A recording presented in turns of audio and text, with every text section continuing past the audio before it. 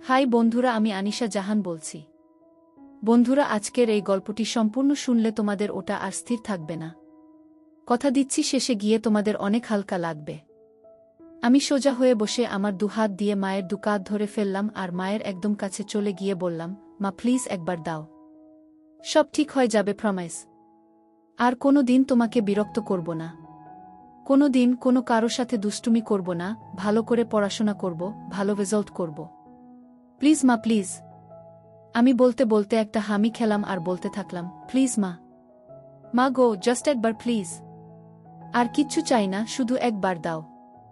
আমি অভ্রনীল, পুরো নাম অভ্রনীল ঘোষ চৌধুরী। মা ভালোবেসে রুদ্র বলে ডাকে। বয়স 18 বছর, এবং এটা আমার গল্প, বা বলা যেতে পারে আমার এবং আমার মায়ের গল্প। এটা একটা সত্যি ঘটনা, তাই আমি চাই যে আমার দর্শকরা পূর্ণ সত্যিটার সাথে পরিচিত হোক। আমার প্রতিটা অনুভূতি, আমার রস আস্বাদনের তৃপ্তি, সবটাই যাতে আমার দর্শকরা অনুভব করতে পারে। আমার মায়ের সাথে আপনাদের পরিচয় করিয়ে দিই। আমার মায়ের নাম শ্রীমতী জয়শ্রী ঘোষ চৌধুরী, বয়স 38 বৎসর। গায়ের রং শ্যামলা, কিন্তু ভারী মিষ্টি চেহারা, এবং তার থেকেও বেশি মিষ্টি ওনার হাসিটা। মায়ের মনটা ভারী সরল, তবে বুদ্ধি তীক্ষ্ণ। কিন্তু যত বুদ্ধি সব বাইরের জগতের ক্ষেত্রে। আমার বেলায় মায়ের শুধু সরলতা আর ইমোশন কাজ করে। আমার বাবা অনির্বাণ ঘোষ চৌধুরী একজন লেক এজেন্ট এবং কিছু অন্যান্য ব্যবসা করে। মাও কর্মরত। সব মিলিয়ে সংসারে কোনো রকম কোনো অভাব নেই। আমি স্কুলে পড়ি, বর্তমানে ক্লাস 9। বাড়িতে আমরা 3 জন ও আমার ঠাকুমা থাকি। ঠাকুমার বয়স 80 বছর। উনি বেশিরভাগ সময় ওনার রুমেই থাকেন এবং ঈশ্বর আরাধনায় নিজেকে মগ্ন রাখেন। আমার মায়ের প্রতি কোনো রকম কোনো দৃষ্টি শুরুতে আমার ছিল না। ছোটবেলায় সব ছেলেরা যে চোখে নিজের মাকে দেখে, আমিও সেভাবেই দেখতাম। কিন্তু আমার একটা বৈশিষ্ট্য ছোটবেলার থেকেই ছিল, মোটামুটি 12 বছর বয়স থেকে, সেটা হচ্ছে নেক ফিহেস, বা মহিলাদের গলার প্রতি এক অদ্ভুত আকর্ষণ। আর আমার মায়ের প্রতি আমার সূত্রপাত ঘটে আমার এই ফিহেসের দ্বারা। আমি শুরুতে ফেটিশ কি জিনিস জানতাম না, শুধু দেখতাম যে মহিলাদের গলা দেখতে অথবা ছুতে আমার খুব ভালো লাগত। সে বয়সে মহিলা বলতে তো শুধুমাত্র স্কুলের শিক্ষিকারা। মায়ের দিকে শুরুতে সেই দৃষ্টি পড়েনি। তখন শুধু স্কুল শিক্ষিকাদের গলা নানা বাহানায় স্পর্শ করতাম এবং তাতেই তৃপ্তি পেতাম। আস্তে আস্তে বয়স বাড়ল। বয়সের সাথে সাথে আমার পিপাসাও বাড়ল। কিন্তু নেক ফেটিশটা বা মহিলা গলার প্রতি লোভটা কিন্তু আমার রয়ে গেল। যখন আমার বয়স 18, তখন হঠাৎ একদিন আমার দৃষ্টিতে মা ধরা দিল। তখন গরমের ছুটি চলছিল। আমি বাড়িতে, বাবা বাইরে কাজে গেছেন, ঠাকুমা নিজের রুমে নিজের মনে আছেন, এবং মায়েরও কোনো কারণে অফিস ছুটি, তাই মা ও বাড়িতে। সেদিন অসম্ভব গরম পড়েছিল আর আমরা সবাই গরমে ঘেমে একাকার। আমি ড্রয়িং রুমে বসে টিভি দেখছিলাম আর মা রান্নাঘরে কাজে ব্যস্ত ছিল।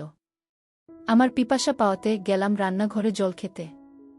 রান্নাঘরে গিয়ে দেখি মা মাটিতে বসে সবজি কাটছে। রান্নার লোক সেদিন আসেনি। রান্নাঘরে ফ্যান না থাকার জন্য মায়ের একেবারে নাজেহাল অবস্থা। পুরো শরীর ঘামে একেবারে ভিজে গেছে। তখনও আমার মনে মায়ের প্রতি কোনো পাপ চিন্তা ছিল না।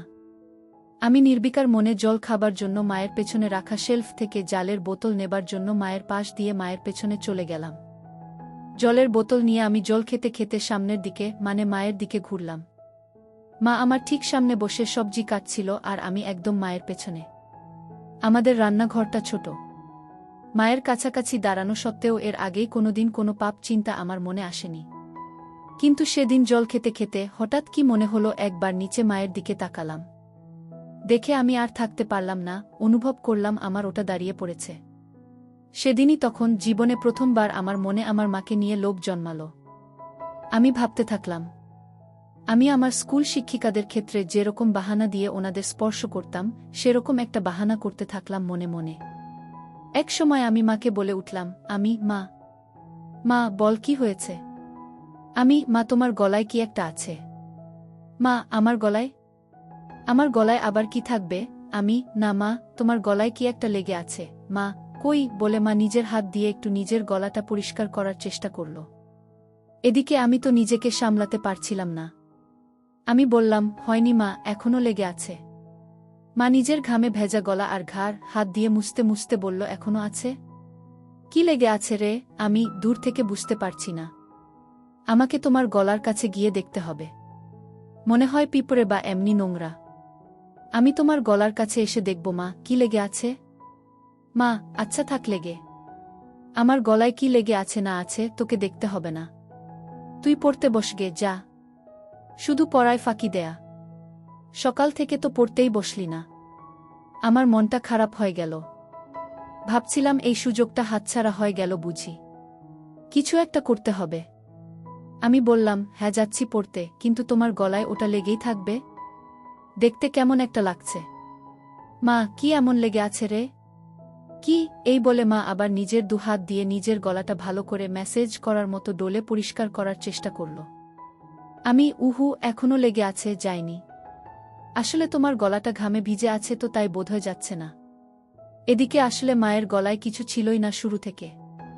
মা তো আর সেটা জানত না, তাই মা আমার নাটক ও পাপ বুদ্ধিটাও বুঝতে পারছিল না।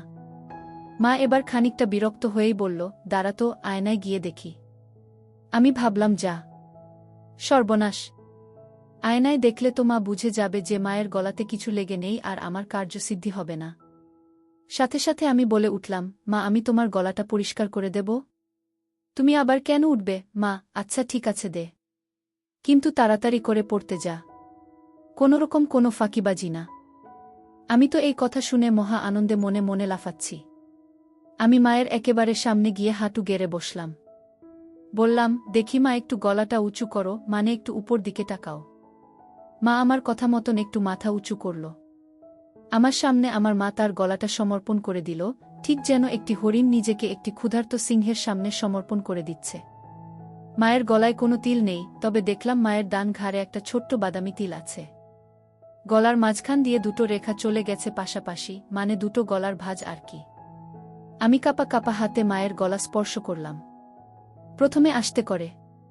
ছুতেই অনুভব হলো যে মায়ের গলাটা কি নরম ও চামড়াটা কি মসৃণ। আমি আর থাকতে পারলাম না, আমার পুরো ডান হাত দিয়ে মায়ের গলাতে বোলাতে লাগলাম।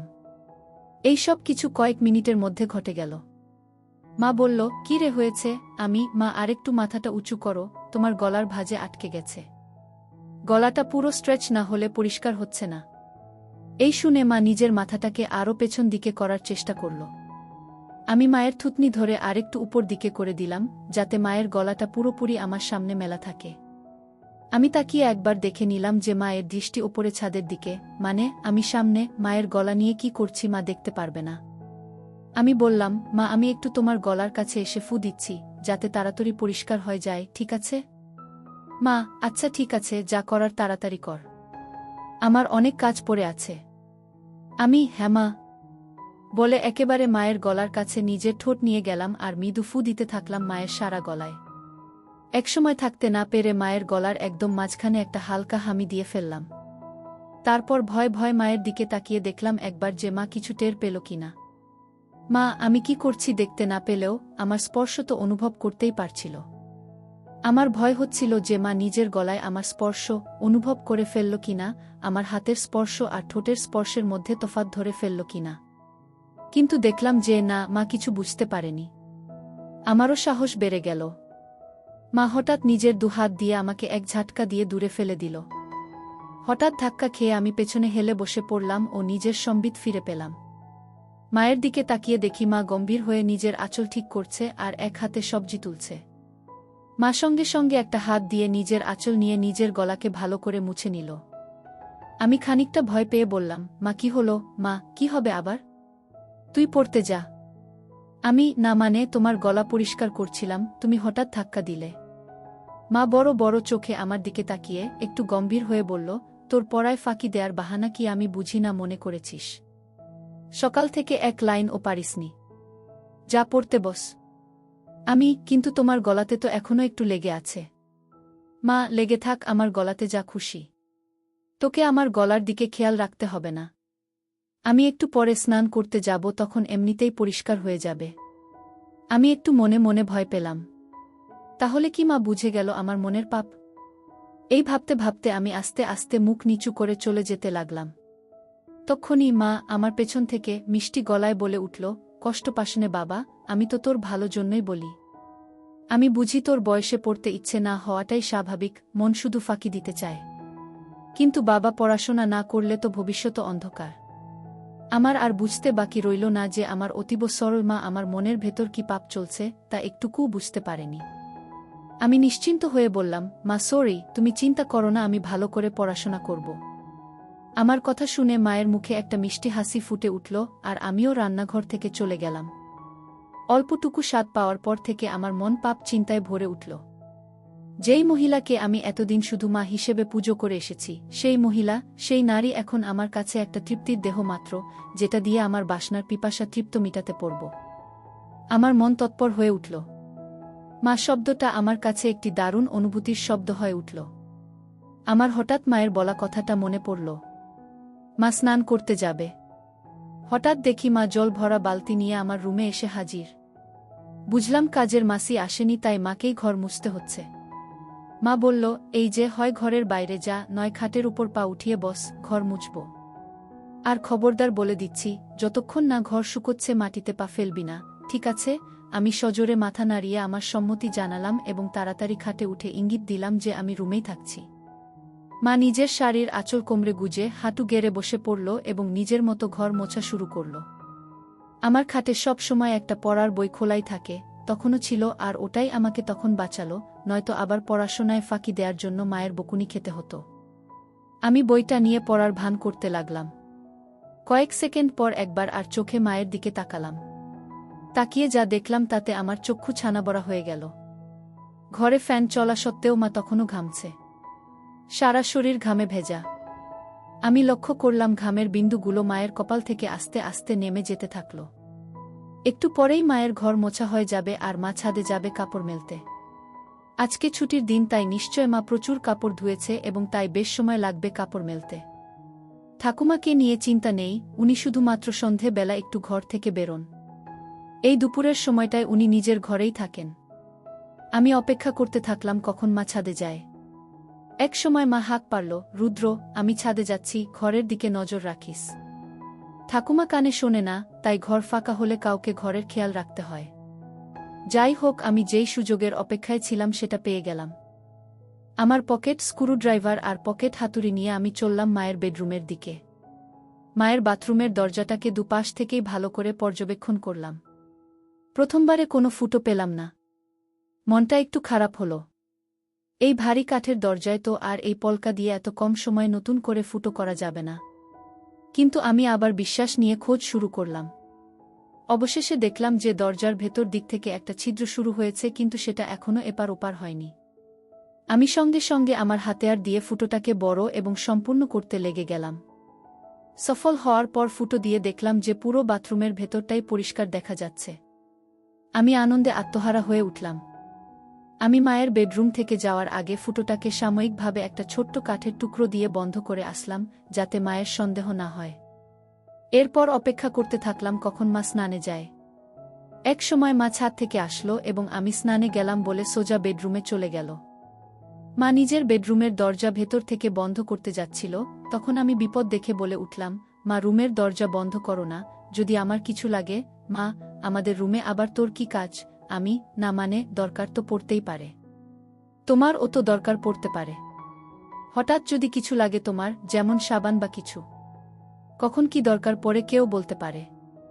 বাথরুমের দরজা তো আর খোলা রাখতে বলছি না, রুমের দরজাটাকে খোলা রাখতে বলছি। আমি খানিকটা ঠাট্টা করে বললাম, মা, হ্যাঁ ঠিক আছে, তোকে ও তো পাকামো করতে হবে না। খোলা রাখছি রুম। বাড়ির দিকে খেয়াল রাখিস। আমি গেলাম স্নানে। আচ্ছা মা। মা বাথরুমে ঢোকার 2 সেকেন্ডের মধ্যে আমি মায়ের রুমে ঢুকে একেবারে বাথরুমের দরজার সামনে চলে গেলাম। স্ক্রুড্রাইভার দিয়ে খুঁচিয়ে দরজার ফুটোটার থেকে কাঠের টুকরোটা বের করতে আমার বেশি সময় লাগল না।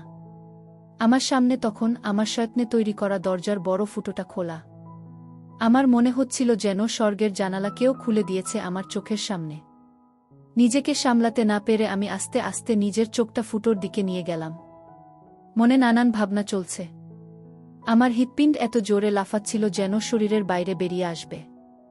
এত জোরে বুকের শব্দ হচ্ছিল যে ভয় হচ্ছিল মা না শুনতে পেয়ে যায়। ভাবছিলাম যে আজকে আমি যেটা দেখব এটা পৃথিবীর যে কোনো ছেলের জন্য নিষিদ্ধ। আমি বুঝলাম মা এখুনি বেরোবে বাথরুম থেকে। আমি সাথে সাথে ফোনের রেকর্ডিং স্টপ করলাম।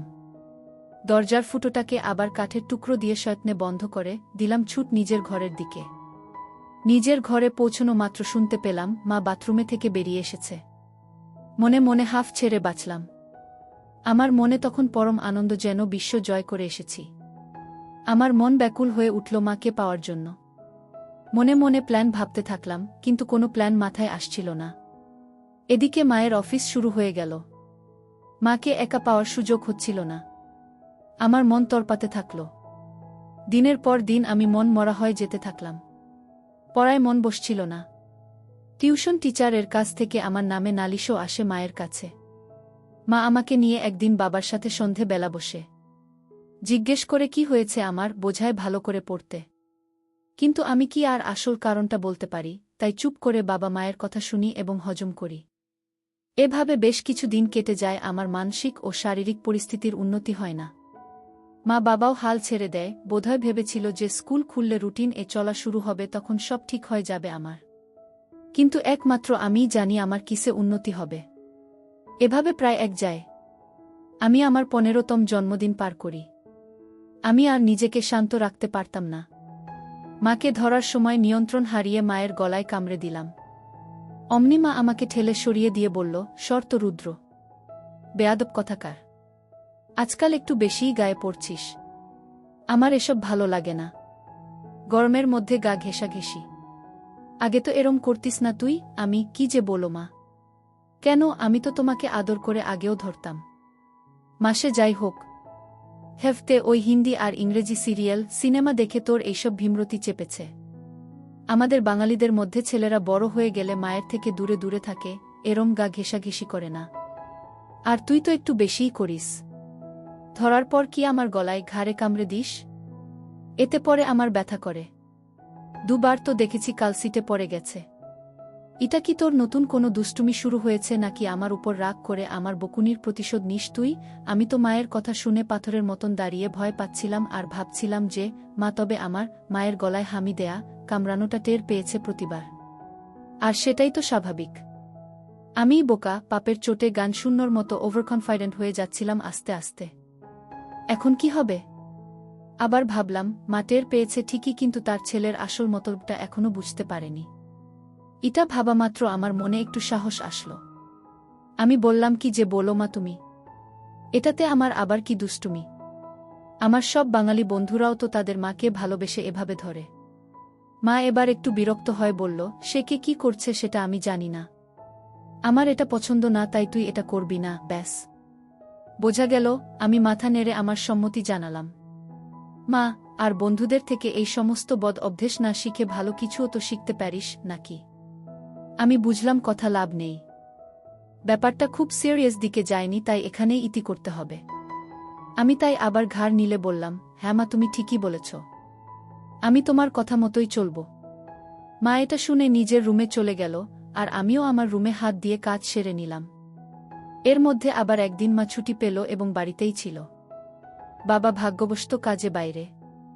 আমার মনের শয়তান জেগে উঠল। মনে মনে ভাবলাম, আজকে যে করেই হোক মাকে পেতেই হবে।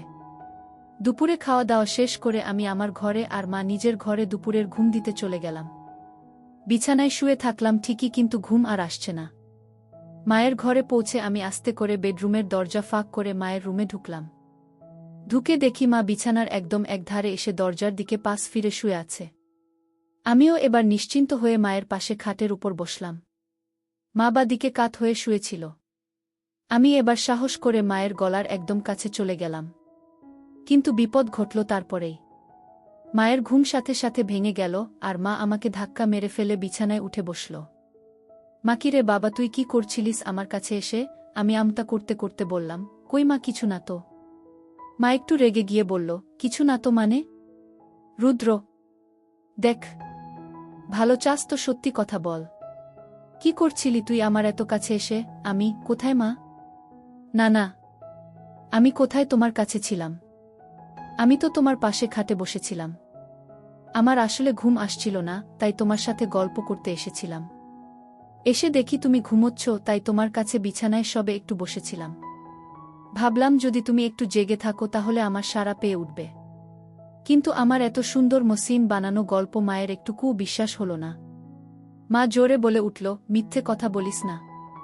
তোর গরম নিঃশ্বাস আমি আমার ঘাড়ে অনুভব করেছি। বল কি করছিলি তুই? আমি বললাম, মা আমি তোমার কাছে কিছু লুকোবো না।